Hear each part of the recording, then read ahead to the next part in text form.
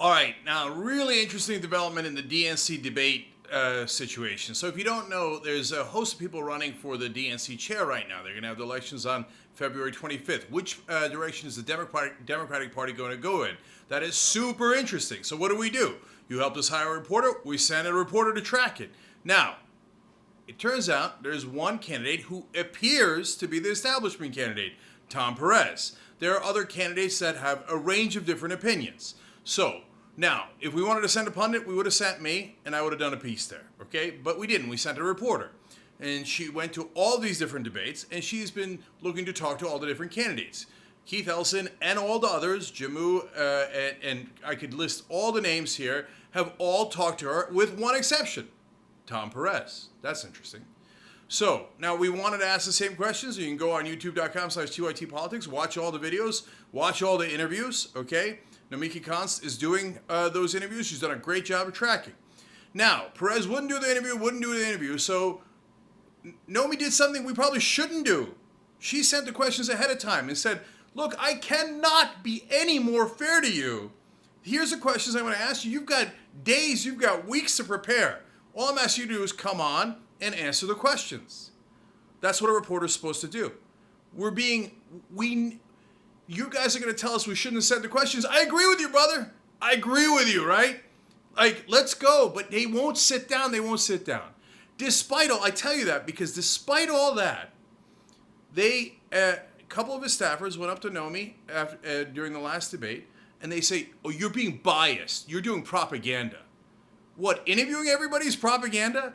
You see, what happened is, guys, they're used to having the establishment candidate have all of the press on his side. And now when he doesn't have 100% of the press doing propaganda for him, all of a sudden they're like, how dare you ask questions? No, we're the unity candidate. Well, if you're the unity candidate, why don't you answer the questions? If you're the unity candidate, one of the questions we want to ask is, who are the Bernie Sanders supporting you? The Bernie Sanders supporters supporting you. Who are they? Okay, maybe you have some. I mean, if you're the unity candidate, you do. And what kind of a unity candidate, even if he thought, well, you guys are progressive and hence biased. Think about that. The guy running for the DNC chair thinks being progressive is biased and won't even answer questions from people he thinks are progressive.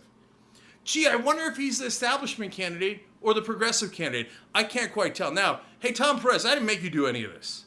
You could have sat down for an interview on day 1 or day 28 or however many weeks we've been asking you. And by the way, you've got plenty of time. The election's on February 25th. There's going to be another debate. I guarantee you, we'll see you in Baltimore. We'll be there. For God's sake, man. The questions are now public. Nomi put them on Twitter. After I'm done being live here, at the bottom of the video, it will show you Nomi's vlog on the situation, and we'll have a link to the questions on Twitter. How long does it take you to study to come up with crafted talking point answers? Or perhaps you could be genuine, but Mr. Perez, none of that is on us. It's on you. We're not running for DNC chair. We're asking you questions.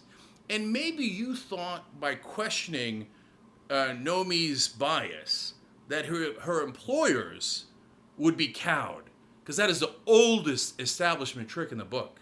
Guess what? Her employers are right there. They're the audience. They hired her. She's people-powered. Do they look cowed to you? I guarantee you that they're going to back her 100% after this. I know I am. Okay? If you thought that we were going to be like, oh my God, they accused us of being progressives.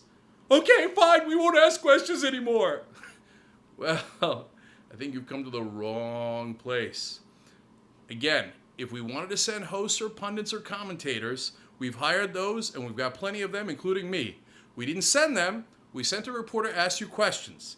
They're now public. Everybody can see them, and they can see why you don't want to answer them.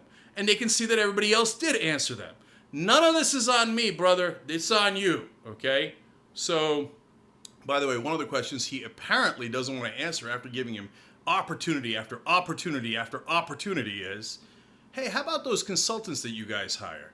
Are we going to get any transparency or accountability for that? Because my understanding is they take a significant commission. So when you give money to the DNC, a big chunk of that is going to the consultants. Now, I'm not saying you shouldn't have any consultants, and I'm not saying they shouldn't take any commission. Those are open and interesting questions.